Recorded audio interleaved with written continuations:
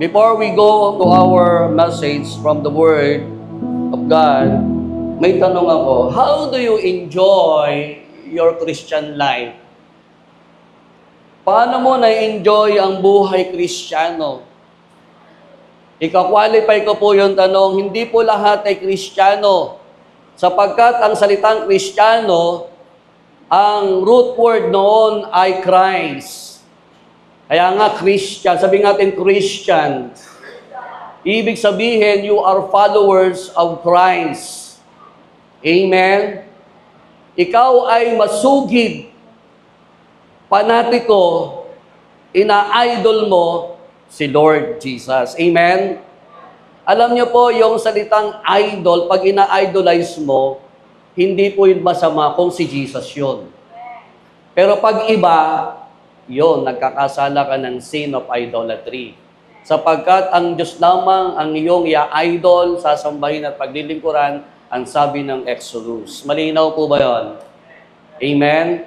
Kaya dapat si Lord yung nasa isip natin. Kaya tanong ko, paano mo na-enjoy ang buhay Kristiyano mo? Ibig sabihin, meron kang relasyon sa Panginoon. Pag pinag-aralan nyo ang Biblia, napakaraming pagkakataon. Minsan, yung hayop, as a figure of speech, sabi doon, as a comparative analysis, sabi doon, kung ang usa laging naghahanap ng tubig, tayo naman, yung kaluluwa natin, hinahanap ang presensya ng Diyos. Try to imagine, gaano kahalaga ang tubig sa usa?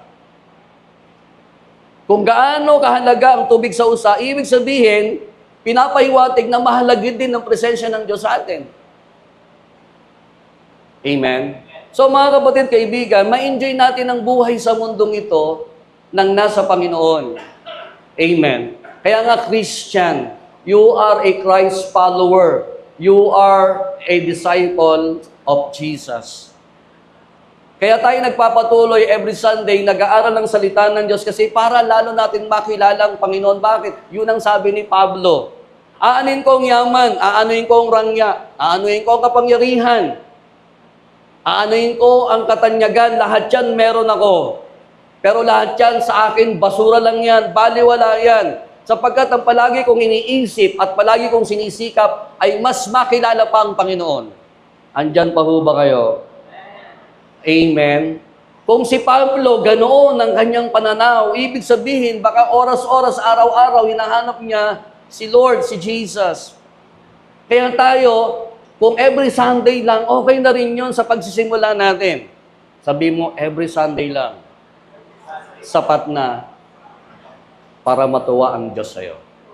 Andyan pa ho ba kayo? Ang title ng ating pag-aaralan ay may panawagang revolusyon. Salamat, Diyos, at ikaw ay inipo. You are sensitive. KKK, parang ano yun, katipunan . Kaya ito yung pinili kong title, kasi napoprostrate ako talaga sa nangyayari sa bansa natin. Ulitin ko kilala niyo naman ako, I'm not introducing any politics or partisan. I just really love our nation. Kaya nga sa ating declaration yung bandang huli, a new sunrise, di ba? A new hope, a brighter day from our beloved nation. Amen. Andyan pa ho ba kayo? Yung Korea, mga tago-Korea, South Korea, nung pumunta rito after World War II, nagpapatira pa sila sa lupa. Pagbaba nila sa aeroplano dito sa airport ng Pilipinas, dyan sa NAIA, yung mga Koreano, South Korea, from South Korea, magpapatira pa, luluhod, at parang ahalik sa lupa sa sobrang iyak at abag sa kanilang sarili. At ang alam niyo po, ang prayer nila, Lord, sana maging ganito ang bansa namin. True. Totoo po yun. That is part of the Christian history. Every time they go here, umiyak sila, Lord, sana ang South Korea maging katulad ng Pilipinas. Talagang nagpapatira pa sila, dumada pa sila sa lupa, praying to God. Today, pag nagpupunta sila rito, umiiyak pa rin naman. Nagpe-pray pa rin naman. Kaya lang ang kanilang sinasabi ngayon, Lord, bakit naging ganito ang Pilipinas? Yan pa ho ba kayo? Pero hindi yun ang topic ko. Gusto ko lang ho na yung next generation ay maging matatapang na lumaban sa mga kasamaan ng kaway. Na lumaban sa mga walang habas ng pagnanakaw sa kabangyaman. Nagbibiroan nga yung nalusaw na pera ng bayan natin, pera natin na inilaan sa flood control ay bilyong-bilyong piso. From 2011, this is a fact. 2011 up to now, almost 2 trillion pesos ang inilagay sa pondo para sa flood control. 2 trillion! Hindi mo na mabilang ang zero noon.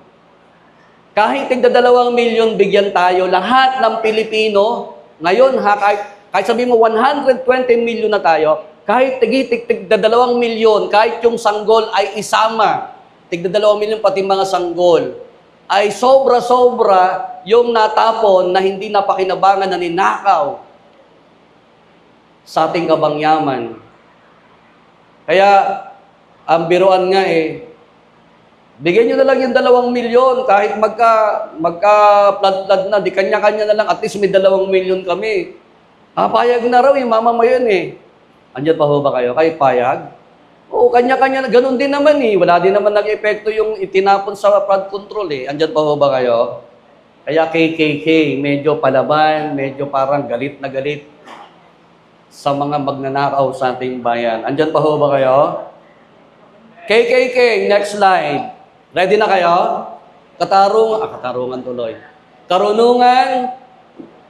Basa, karunungan. Next. At kabutihan. So in the equation, para magkaroon ng kaunlaran at kabutihan, dapat magkaroon ng karunungan. Andyan pa ho ba kayo? Sabi mo, karunungan.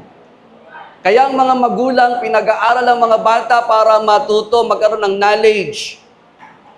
At para magkaroon ng karunungan. Andyan pa ho ba kayo? Next slide. Nung nasa high school ako, gusto kong sumasali sa mga competition. At isa sa hilig kong salihan yung slogan competition. Kontuwa ako dyan, mahilig ako gawa ng mga slogan. Talagang lumalaban ako. Kasi gusto ko yun Pero ang pinakamataas yatang prize ko sa slogan competition third prize lang yung aking napalanunan. Not bad. At least third prize. Sandyan pa ho ba kayo? Karunungan para sa kaunlaran at kabutihan ng ating pamayanan. So, nilagay ko sa isang slogan yung 3, karunungan, kaunlaran, kabutihan. Karunungan para sa kaunlaran at kabutihan ng ating pamayanan. Pastor, bakit hindi mo ginawang bayan? Kasi masyado nang malawak yon. Ang target ko, ang objective ko tayo, in our respective end, ano yung pwede nating gawin? Kasi kung sasabihin mo, baguhin natin ang ating bayan, tatawanan lang tayo.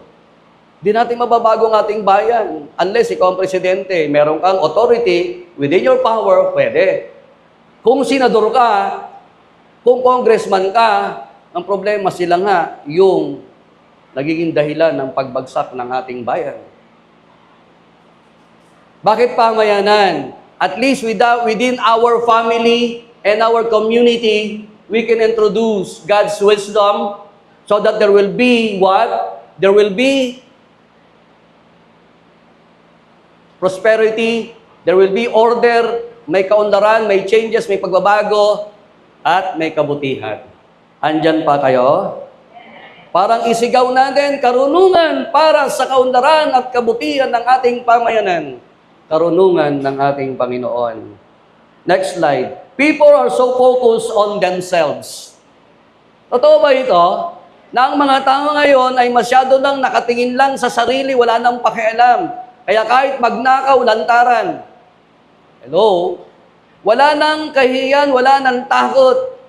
Dati milyon-milyon ang ninanakaw, ngayon daang-daang milyon. Dati, isa lang ang porsyento niya. O sige, magkano project? 40% ako dyan. Andyan pa ho ba kayo? Ngayon, talagang grabe. May wisdom din eh. Siya na rin yung supplier. So kung siya yung supplier, meron pa rin siyang kickback dun. At siya rin yung contractor, may kickback pa rin yun. So ibig sabihin, sa kanya lahat yun napunta. Ayon sa pag-aaral na ginagawa ngayon sa investigation at iba't ibang agency, 70% ang napupunta sa corruption sa bulsa ng mga mababait na mga leader ng ating bayan. So, equation, no? 70%, kung 100 million ang project na ilalagay sa isang lugar, 30 million na lang ang matitira. Yung 70 million nasa bulsa. Maghahati-hati yung politiko, yung supplier, at saka yung contractor. Eh ngayon, ang ginawa nung politiko, siya na rin yung supplier, siya na rin yung contractor, siya yung politiko, kaya yung 70% sa kanya na yon. Ang tawag doon parang kinopo, para di ba? Ano ba tawag doon yung pag maglalaro kayo, tapos yung kalaban mo mas magaling sa'yo, yung dudugain ka, may tawag doon eh. Ha? Kinokopo, ano ba tawag doon? Ginogoyo. Ginogoyo, di ba? Parang ganon. 100 million, 70 million na napunta sa kanya, buong buo. Tapos 30 million na lang yung natira sa pondo, kaya ngayon, baha. Kahapon, bumaha daw sa Commonwealth, tama ba? Eh, hindi binabaha ang Commonwealth eh. Hello? People are so focused on themselves. 2 Timothy. Nasulat na pala kasi. Sabi mo sa katabi mo, nasulat na. But mark this. There will be terrible times in the last days. Parang nakakatakot, no? Terrible times. Pag sinabi natin terrible times, kagimbal-gimbal na mga panahon. Hello? Terrible. Talagang maraming mga mangyayaring hindi natin maintindihan. Nakakatakot. Terrible eh. Terrible times in the last days. Ngayon, tingnan natin ano ba yung sinasabing terrible times. Ano yung mga terrible times na yon? Aba, ang number 1, ito, verse 2. Let's check. People will be lovers of themselves. Eh, grabe pala, no? Terrible talaga eh, no? Walang habas ang pagnakaw sa gaban ng ating bayan. Lovers of money. Una, sa sarili, sa pera. Boastful, proud, abusive, disobedient to their parents, ungrateful, unholy. No? What an ironic na una, yung pagmamahal sa sarili at sa pera. Buti na lang, sa mga Kristiyano, walang ganyan. Sabi mo sa katabi, mabuti na lang, hindi ka ganyan. O ibalik mo sa kanya, buti na lang, hindi ka rin ganyan. So may pag-asa ang ating pamayanan. Andyan pa ho ba kay palapakan natin ng Panginoon? Hallelujah. Lakas naman. Glory to God. Next slide. They always think only food, drink, clothing. Ito, daanan natin. Dinaanan ko last Sunday, di ba? Ano yung lagi pinag-uusapan sa kwentuhan yan? Ngayon, ang mga tao, lagi yan ang iniisip. They always think only food, drink, clothing.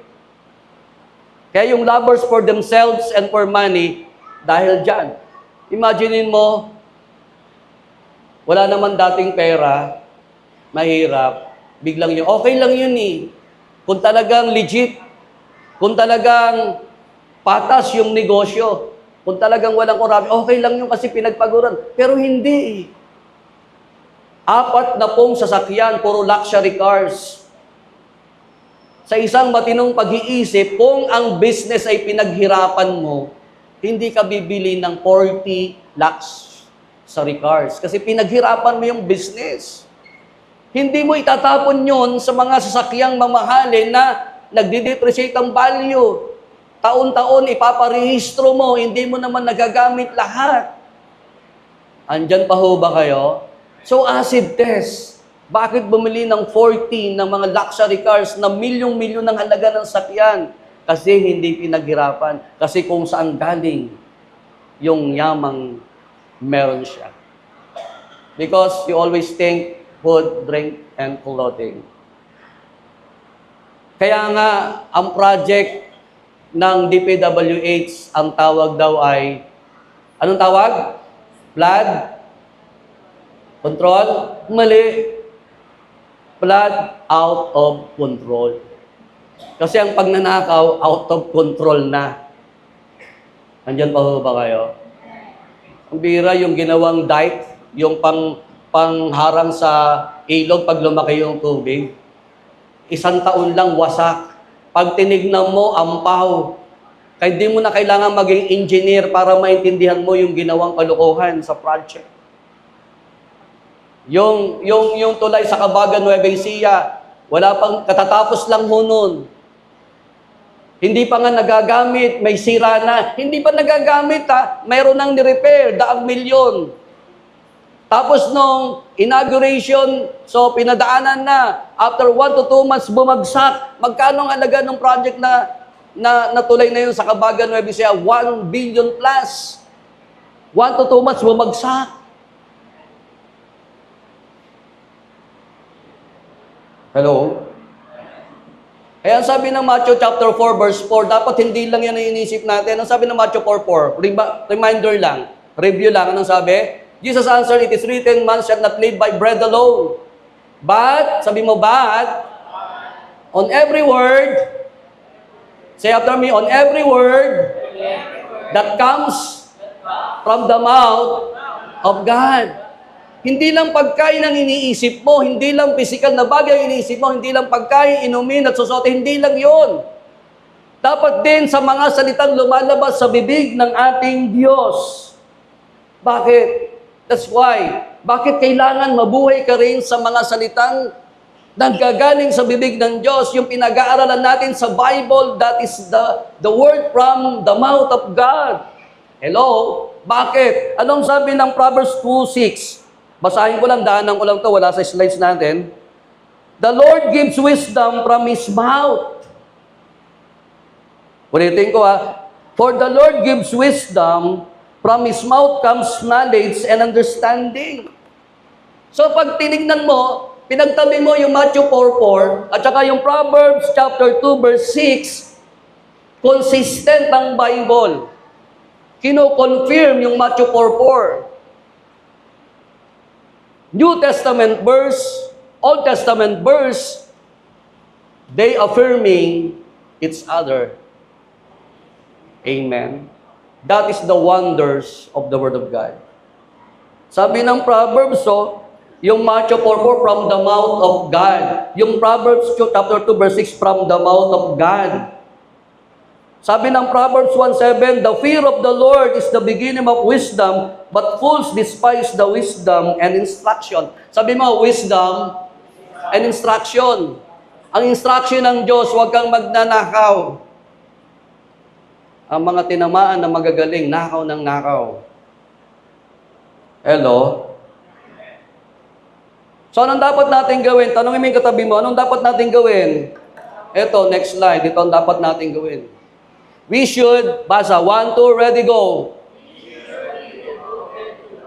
We should be devoted to the Word. Tayo mismo, yung sinasabi ng Matthew 4:4 from the mouth of God, at saka yung sinasabi ng Proverbs 2:6 from the mouth of God, we should be devoted to the Word, and that is from the mouth of God. Sabi mo, from the mouth of God. That is the Word of God. Ezra chapter 7 verse 10, one of my life verses.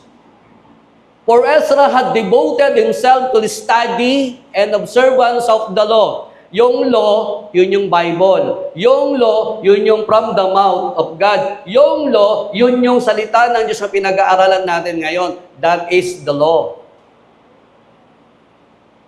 For Ezra devoted himself to study and observance of the law of the Lord and to teaching its decrees and laws on Israel. Si Ezra, dinivote niya na yung buhay niya, inilaan niya na yung buong buhay niya, hindi na siya masyadong sa social media, nung time na yun, wala naman nung social media, joke lang. Basta sa kanya, ang sarili niya, ilalaan niyang mag-aral ng salita ng Diyos. Para sa kanya, kailangan niyang bulay-bulayin ang salita ng Diyos. Bakit? Para sa sarili niya, para umunlad ang sarili niya, para may ayos ang sarili niya, at, sabi mo, at ituro din sa iba. Kaya ang sabi doon, and to teaching its decrees and laws in Israel. Kaya pala niya, dinidubot ang sarili niya sa salita ng Diyos, nag-aaral siya, inaaral niyang mabuti kasi it is from the mouth of God. Ito ay mula sa bibig ng Panginoon, yung Word of God, Matthew 4:4 and Proverbs 2:6, confirming to each other the parallel verse, that is the law, that is the Word of God. Kaya tayo nandito para matuto at para ituro din sa iba. Andyan pa ho ba kayo? Kaya pag magulang ka, ang sabi ng Proverbs chapter 22, ituro mo sa anak mo ang daan dapat niyang lakaran, which is the Word of God, upang sa paglaki niya ay hindi niya ito makalimutan.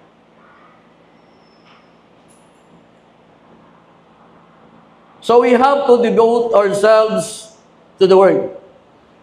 Now, ano bang kailangan natin ngayon sa mga nangyayari sa paligid? Tanungin mo yung katabi mo, kailangan ba natin ng magagaling na politiko, matatalino? Yung ang mga matatalino, halos lahat ng mga nasa government, galing ng Lasal, Ateneo, UP, puro matatalino. Pero yung mga matatalino na walang wisdom ng Diyos, yun ang nagpabagsak ng ating bayan. Amen? Ano kailangan natin? Sabi mo sa tanongin katabi mo, ano ba kailangan natin? Sagutin natin, next slide. What we need today is what? Lakas. What? God's wisdom. Yung galing sa bibig ng Diyos, yun ang source ng God's wisdom. Amen po ba? Ako'y may ipapakiusap sa inyo. Halos lahat naman tayo may cellphone. Kung nakapag-download kayo ng app ng online games sa cellphone nyo, bakit hanggang ngayon wala ka pang app ng Bible sa cellphone mo? Malaking tanong yun. Lahat na ng application, TikTok, TokTok, TakTak, TekTek, nilagay mo na lahat eh. Eh bakit walang Bible app? Hello? What we need today is God's wisdom. Bakit? Bakit? Tanong niyo kung bakit. Kasi lagi mong bibigyan ng dahilan. Kasi pag walang dahilan, hindi mabigat ang pagsunod. Pag walang dahilan, hindi mo siya susundin, i-ignore mo siya. Pero pag alam mo dahilan, susundin mo siya. Hello? Bibigyan mo ng priority, importansya kasi may dahilan. Bakit ka nagtatrabaho? Kasi sa sweldo ka. Kahit pinapagalitan ka ng boss mo, mag-overtime ka kahit ayaw mo na. Sayang din yung overtime. Kahit toxic ka na doon sa ko-empleyado mo, binubuli ka, trabaho niya, pinapasa sa'yo. Tinitisong bakit? May dahilan. Sa sweldo ka. Bakit ayaw mo mag-resign kahit nahirapan ka? Wala kang sweldo. Andiyan pa ho ba kayo? Pag wala kang sweldo, wala kang pang bucket list. Sa mga magjowa, walang pan-date. Hello? Walang pang-regalo. Wala kang pambili ng bagong damit sa mga babae. Naku po, wala kayong pang-seremonya. Wala kayong pampintura.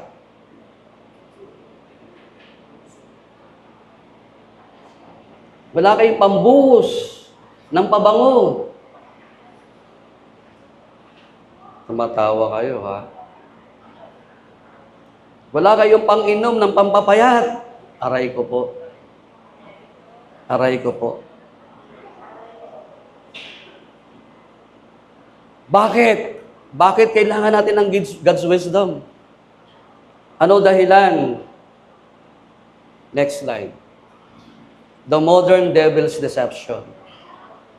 Kasi may modern devil's deception. Ano ba yung old?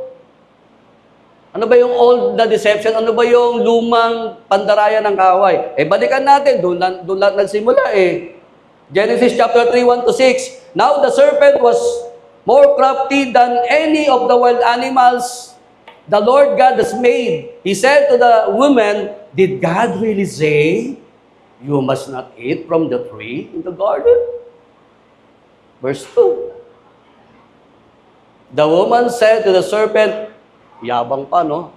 Yes! We may eat fruit from the trees in the garden. Next.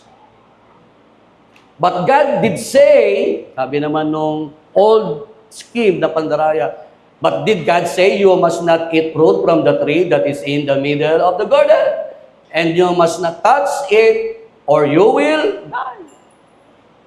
Fake news kagad yun May dinagdag Hindi naman kasama yung touch Puso na pala lahat yung fake news noon, ano? Next. You will not certainly die. Ito yung pandaraya ng kaaway, ng diablo, in the form of serpent. You will not certainly not die. The serpent said to the woman, verse 5, for God knows that when you eat from it, your eyes will be opened, and you will be like God, knowing good and evil. Di ba minsan pag may bumubulong sa'yo, ganito yan. Pag nakumbinsi ka na, patay kang bata. Verse 6. When the woman saw that the fruit of the tree was good for food and pleasing to the eye, pagkain talaga Sabi mo, pagkain talaga. Good for food and pleasing to the eyes, and also desirable for gaining wisdom, she took some and ate it. She also gave some to her husband who was with her, and he ate it. Ano pinag-uusapan? To gain wisdom. Kaya lang, maling wisdom, distorted wisdom. It is a wisdom being distorted by the enemy. Gaining wisdom. Kaya sabi mo, kaya nagkaganito tayo. Dahil dyan, sa pagkakasala ng unang ninuno natin, kaya nagkaroon ng flood out of control. Andiyan pa ba kayo? Andiyan pa ba kayo? That's the modern day. That's the old days came. Ano yung modern day? Una, sabi mo una, scammers. Yan ang modern day deception. Taasan kami na na-scam. Ako lang talaga. Ang tatalino nyo. Salamat sa mga nagtaas, baba. Welcome to the club. Ako, presidente. Ang bihira. Yung kinita ko sa lalamog na lusaw. Habang nagmamaneho ko, caught unaware, sabi nung tumawag, ito daw ay opisina ng lalamog. Kailangan ayusin mo yung ano mo. Nagdadrive ako. Kung kailan ba naman ako nagdadrive? Kailangan ayusin mo yung account mo. Kung hindi, masususpend ka. Kung hindi, mawawala yan. Yung pala, scammer na yung kausap ko. Ako naman habang nagdadrive, siyempre, wala ako sa wisyo, nagdadrive ako Ang inintindi ko pagdadrive, habang naka-voice, yung voice, naka-loudspeaker Although ito na, hinto ka muna. Importante ito. Kala ko naman, importante talaga. O sige, punta ka muna. Ang hindi ko na malayan kasi ganun sila Habang pinipressure niya ako, kasi probably alam niyang nagbabiyahe ako, caught unaware, may naman ba yung Gcash mo? Wala. Red flag na pala yun. Naku, bilisan mo, madi-deactivate yung account mo, hindi ka makakabiyahe. Pinipressure ako. Ako naman, wala sa wisyo, nagdadrive ako. Ayokong mag-close yung account ko. Ito, several years ago to hindi to ngayon Kasi may wisdom na ako ngayon ng Diyos Andiyan pa ba kayo? Red flag number 1, may GCash. Dapat red flag na yun Pangalawa, punta ka sa GCash outlet, mag-cash in ka, red flag number 2. Ganun pala sila, no? Pagka alam nilang na-control ka na. So, to cut the long story short, siguro mga 4,000, hindi ko nagkakamali. Kung, if I'm not mistaken, mga 4,000 or plus, 4 to 5,000 yung laman ng GCash, lusaw. Andiyan ba kayo? Scammer, modern day deception of the enemy. Yan ay totoo ngayon. Tama? Yan ay talagang nangyayari ngayon. Tama? Kaya kailangan natin ng God's wisdom Hello? Ilan sa mga babae ang naloko sa social media? The rape, nanakawan, napatay. Documented sa mga news. Diyan pa ba kayo? Sabi mo, scammers. Ano pa? Pangalawa, deepfake. Akala mo siya kausap mo, yung pala deepfake. Akala mo siya talaga, yung litrato, yung boses, yung ka-conference call mo, deepfake pala. Yung deepfake, halos walang pinagkaiba sa totoo. Kaya nga deepfake. Nung naikwento ko sa Kuya Ronnie kung na-scam ako, tagal na yon. Tapos, nanghiram ako sa kanya ng pera for some reason. Sabi niya, tumawag siya. Sabi ko, Kuya Ron, bakit tumawag? Di ba sabi ko, send mo na lang. Hindi, sinisigurado ko muna kung ikaw talaga kausap ko, baka mamaya hindi ikaw. O, tinanong niya ako, in-interview niya ako, sabihin, nagsigurisa siya, baka mamaya may scam ka uli sabi, baka ako naman na may scam Deepfake, sabi mo, deepfake. Diyan pa ba kayo? Panguli, ito mas malupit. Artificial intelligence. Meron palang artificial intelligence na taong-tao, tapos lalagyan ng account, tapos yung account na yung kumikita ng milyon-milyon dollars pa. Hindi naman tao, AI.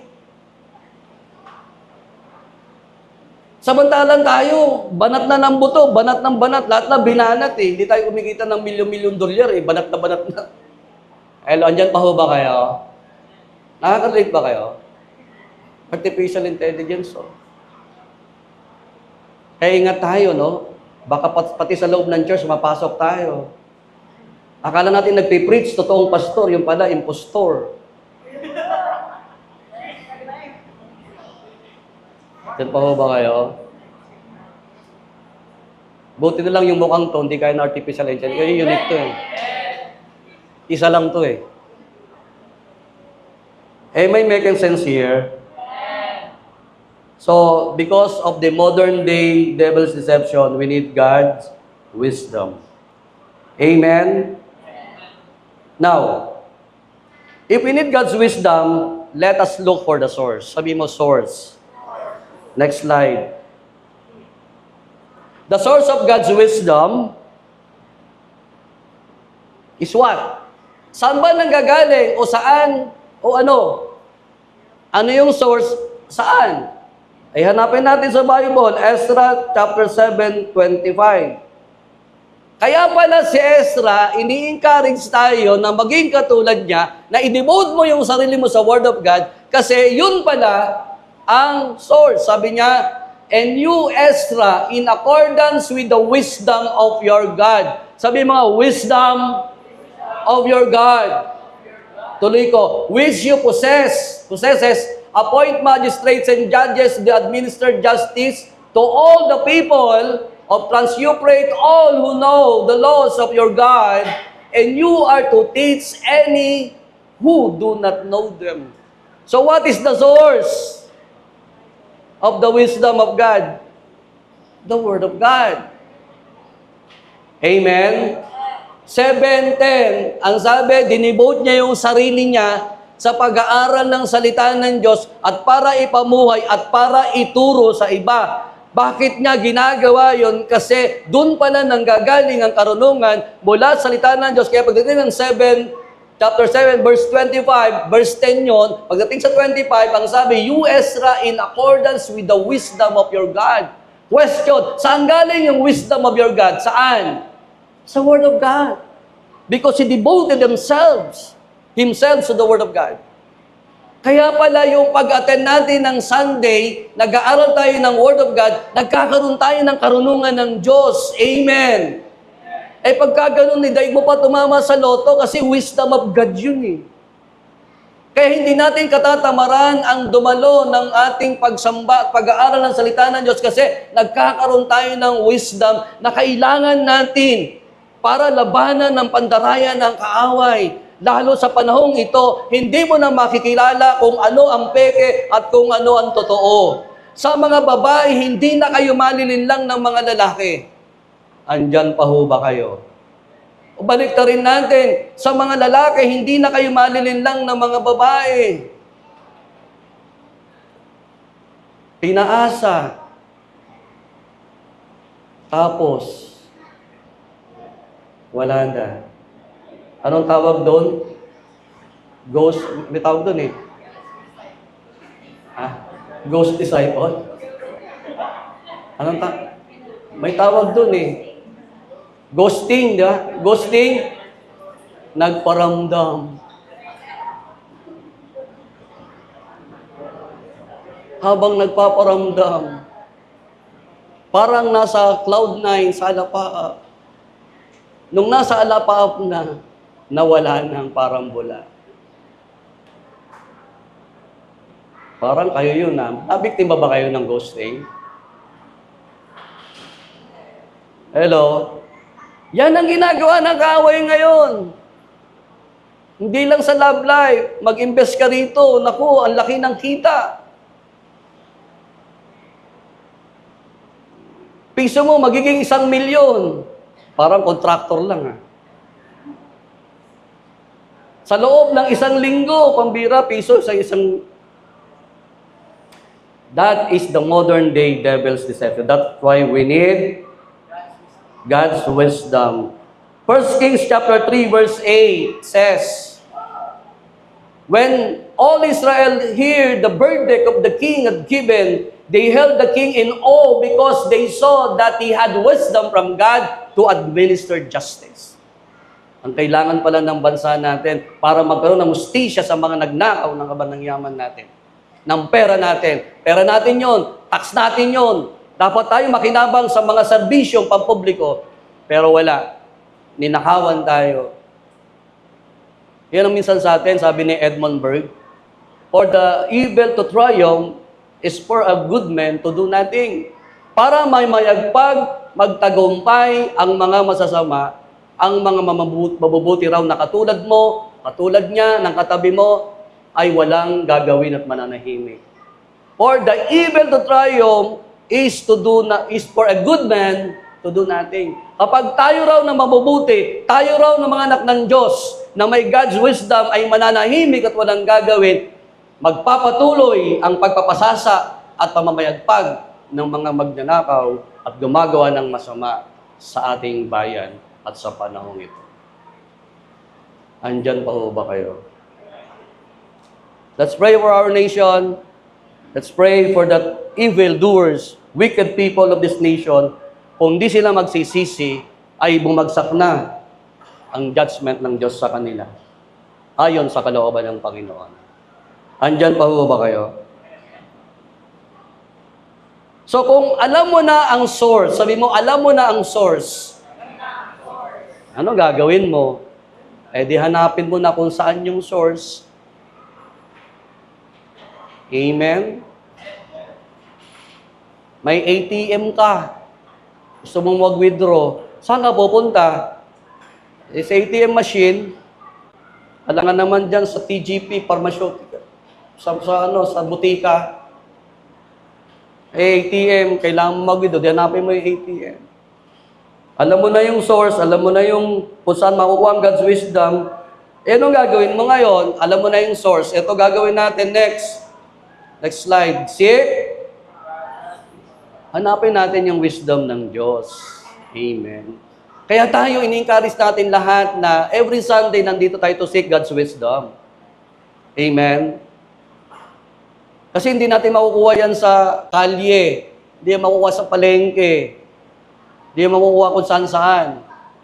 Hindi mo makukuha sa sabungan. Naalala ko yung sabungan. Diyan. Election nun eh. Binalita. Ano yung ginagawa? Eskwelahan yan. Pinapatoy ni Susano. Boto natin Susano, eskwelahan. Matututo yung mga estudyante, lalapit ang eskwelahan. Yung pala sabungan. Diyan pa ba kayo? O baka kayo yung nagoyo na bumoto sa kanya nung panahon na yun. Hindi ko siya binoto noong time na yun. Hindi ko naman alam na ano yun eh. Nasabungan eh, pero hindi ko siya binoto noong time na yun. So let us seek God's 1 Kings 4:34. From all nations people come to listen to Solomon's wisdom, sent by all the kings of the world who had heard of his wisdom. Grabe, no? Yung mga tao, iba't ibang lugar, iba't ibang bansa, iba't ibang panig, naglalakbay ng malayo, nagsasakripisyo, makapunta lang at makarating at makausap at mapakinggan lang yung wisdom, yung from the mouth of God. Amen. Ikaw pala, pag may word of God ka at ikaw ay nagpapahayag ng salita ng Diyos from the mouth of God, galing sa bibig mo kasi ikaw instrumento, grabe, no? You are the source of wisdom from God. Kaya si Solomon, hinahanap ng mga tao from all nations people, from all nations people come to listen to Solomon's wisdom, sent by the kings of the world who had heard of his wisdom. Ano pa? 1 Kings chapter 10:24. The whole world sought audience with Solomon to hear. Sabi mo, to hear. Kanina, to listen. Now, to hear. With Solomon, sabi mo, to hear. Sought audience with Solomon to hear the wisdom God has put in his heart. Amen? Kung tayo ay patuloy na nag-aaral ng word from the mouth of God, the Bible, the Word of God, that is the source of wisdom, kailangan ng mga tao yun para hindi sila madaya ng kaaway. Andyan pa ho ba kayo? Even your family cannot be deceived by the enemy. Ng pamilya mo hindi madaya ng kaaway. Okay, tingnan niyo yung flow isa-isahin natin So may dahilan, kaya kailangan natin ng wisdom. So, dahil kailangan mo ng wisdom, dapat alam mo yung source. At pag alam mo na yung source, dapat hanapin mo, kunin mo. Bakit? Sabi mo, bakit? Next. Ito yung sagot. I will take the lead. Pag may wisdom ka ng Diyos, you can take the lead. Di ba isa sa ating declaration, I will take the lead. I will take the lead. I will lead my family to its divine destiny. You need the wisdom from God so that you will be able to lead your own family, your own children. Amen po ba? Next, we need God's wisdom to lead. Sabi mo sa tabi mo, kailangan natin ng wisdom para mag-lead. 2 Chronicles chapter 1, 10 to 11. Sana ito ang mga nababasa ng mga tao sa government, mga leader ng bansa natin in different agencies, in different branches of our nation government. 2 Chronicles chapter 10, chapter 1, verse 10. Sabi diyan, give me wisdom and knowledge that I may lead. Ulitin natin, give me wisdom and knowledge that I may lead these people, for who is able to govern this great people of yours. Huwag na tayong lumayo sa sarili nating pamilya. We have to lead. We have to govern. our family by God's wisdom. If you are the ambassador, Christ ambassador in your family, you have that capacity and ability to lead based on God's wisdom that is in you. To lead people, to lead your own family towards His divine destiny. Sabi mo, divine destiny. Pastor, dadalhin ko ang pamilya ko sa divine destiny. Ano ba yung divine destiny? Yun yung inilaan na plano para sa pamilya mo, na yung pamilya mo sa darating na panahon ay bubuti. Na yung pamilya mo sa darating na panahon ay uunlad. Na yung pamilya mo sa darating na panahon ay maayos. That is God's divine destiny. Palakpakan natin ang Panginoon. Alam ko po lahat tayo dito, yan ang gusto natin. Yan ang pangarap natin. Yung ating pamilya umayos, bumuti, umunlad. Amen? Maging model, mag-enjoy. Yung pagka-Pasko, nag-i-enjoy yung family. Pagka-reunion, nag-i-enjoy yung family. Nagiging masaya, na-enjoy mo yung blessing ng Diyos sa family. Amen? That is divine destiny. Amen? So verse 11, let us read. Pakibasa po. Go, 1, 2, ready. God said to Solomon, since this is your heart's desire, and you have not asked for wealth, possessions, or honor, nor for the death of your enemies, and since you have not asked for a long life, but for wisdom and knowledge to govern my people over whom I am. Amen? That's it.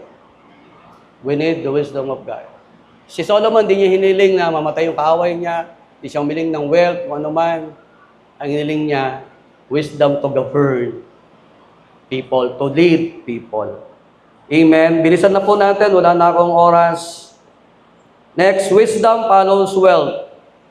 Kaya pala hindi niya hiningi, pag may wisdom ka, susunod yung pagpapala, susunod yung kayamanan, susunod yung riches. Amen? 2 Chronicles 1:12.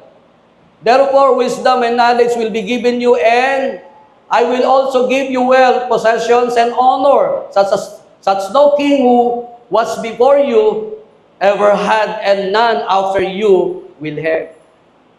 Magiging isang hari kang hindi katulad ng iba at hindi pa nangyari sa panahong ito, na ikaw ay ang itataas sa lahat ng mga hari. Dahil humingi ka ng wisdom, hindi lang wisdom, pati kayamanan, pati karangyaan, pati prosperity at kasaganaan. Andyan pa ho ba kayo? 2 Chronicles 9:22. King Solomon was greater in riches and wisdom than all the other kings of the earth. Yung wisdom pala, yun yung magbibigay sa atin ng isang kalagayan na tayo ay iaangat kumpara sa iba. Magkakaroon ng distinction, ito yung mga anak ng Diyos, ito yung may mga relasyon sa Panginoon na may karunungan ng Diyos at kitang-kitang pagkakaiba, sila ang nangunguna sa mga kumpanya, sila ang mga nangunguna sa mga business, sila ang maging nangunguhuwaran sa mga trabahong meron sila. At sila ang nagpapakita ng galing, ng expertise, they gave their best because of their God's given wisdom. Mga kapatid, kaibigan, it's high time for us to stand on our ground. Amen. Let us emerge. Ipakita natin na tayo ang may karunungan ng Diyos. Last but not the least, as I end, as a conclusion, ano ba ang ibibigay ng karunungan ng Diyos? Yun eh. Andyan pa ho ba kayo? Ano ba, pag may manliligaw, liligaw sa'yo. Ano ba may bibigay mo sa akin? Noon kasi, ang liligawan yung tatay at yung nanay. Nung lalaki, ang liligawan yung magulang, hindi yung babaeng anak, yung magulang. At sasabihin naman ng magulang, gusto mo mapangasawa anak namin? Ganun ang paniligaw noon eh. Ano ang ibibigay mo? Doon, 10 baka, sakahang lupa, depende. Kung talagang gusto mong mapangasawa, mag-o-offer ka ng magandang offer. Andyan pa ho ba kayo? Kung meron kang karunungan ng Diyos, ano ba ibibigay sa iyo nito? Hello? Next, number 1. Good life. Sabi mo, good life. Number 2, happiness. Number 3, wealth. Sabi mo, wealth. Number 4, health. Number 5, peace. Number 6, justice. Number 7, righteousness. Pambira, itong 7 na to, wala ka nang hahanapin pa. All in na. Eat all you can pa. May take out pa. Di ba lahat ng 7 ito, ulitin natin. Number 1, ulit, good life. Di ba yan ang hinahanap mo? Di ba yan ang hinahanap natin? Number 2, happiness. Di ba gusto mo maging masaya ka palagi? Mag-enjoy sa buhay? Maging maginhawa? Hayahay? Amen? Next, kayamanan. Next, well, health. Siyempre, pag may kayamanan ka, may wealth ka. Kaya mong magpagamot sa St. Luke's. Kahit mamahaling gamot, walang problema sa iyo kasi may wealth ka, therefore may health ka. Next, peace. Yung kapayapaan. Mahirap kasing marami kang pera pero hindi ka payapa. Hindi rin blessing yun. Di ba? May wealth ka, may health ka, may peace of mind ka. Ano pa? Justice. Next tayo. Justice. Yung hindi ka maargabyado, poprotektahan ka ng Diyos. And last, righteousness. 1 Kings chapter 10, verse 4 to 9. When the queen of eto tingnan nyo grabe to. Pag ini-imagine ko yung reaction ng reyna na to, pag ini-imagine ko yung actual encounter na King Solomon, parang ano parang Korean novela parang yung highlight, yung twilight, no, yung parang nasa twilight zone na yung drama. Tingnan nyo when Queen of Sheba saw all the wisdom of Solomon and the palace he had built, verse 5, the food, pati yung pagkain pagkain talaga, sabi mo, pagkain talaga. Napansin the food on his table, the sitting of his official, the attending servant in their robes, his cupbearer, and the burnt offerings he made at the temple of the Lord, she was overwhelmed. Reyna to reyna. Namangha siya, overwhelmed. Nakita pa lang niya yung arrangement ng table, nakita pa lang niya yung temple, pati pagkain, pati yung arrangement ng upuan ng mga officials ni King Solomon, grabe. Sobrang mangha niya na, verse 6. She said to the king, the report I heard in my own country about your achievements and your wisdom is true. Sabi niya, totoo pala. Di ako makapaniwala. Oo, may ganyan. May matalinong ganyan. Meron talagang haring ganyan. Kaya sa nung pumunta siya, ngayon ko lang, totoo pala. Verse 7. Ito, tingnan nyo yung climax. But I did not believe these things. Hindi ako naniwala sa report sa akin ng mga tauhan ko. Until I came and saw my own eyes, indeed, not even half was told me in wisdom and wealth, you have far exceeded the report I heard. Sabi niya, pambihira yung mga report sa akin ng mga tauhan ko. Wala pala sa kalahati yung report nila. Ngayon, ako mismo nakakita, naka-witness with my own eyes. Sabi niya, pambihira pala, 1/4 lang yung ni-report sa akin. Sabi niya, you far exceeded the report I heard. Yung expectation ko ay sobrang mong nalagpasan. Sabi ni Queen Sheba kay Solomon. Verse 8, take a look at this. How happy your people must be. Dito ako na dito ako natuwa Kung anak ka ng Diyos Ikaw yan Kasama ka dyan Amen? How happy your people must be. Napakasaya ng mga tao mong nasasakupan sa iyong kaharian. Kasi sobrang rangya nila, sobrang payapa ang buhay nila, sobrang ayos ng buhay nila. Siguro ang saya-saya na nasasakupan mo, ang saya-saya ng mga tao sa kaharian mo. How happy your people must be. Sabi niya, how happy your officials, pati yung mga officials, who continually stand before you and hear your wisdom. Siguro excited sila palaging maglingkod sa iyo. Excited palagi silang gawin ang inuutos mo. Habang inuutosan mo sila, masayang-masaya sila. Because of your wisdom. You know, if God's wisdom is you, within you, nasa atin, masaya tayong maglilingkod sa Diyos. Amen? Amen? Hindi tayo tatamaring pumunta rito. Kasi excited at masaya tayo. Sabi diyan, who continually stand before you and hear your wisdom. Verse 9, last verse, and I will end.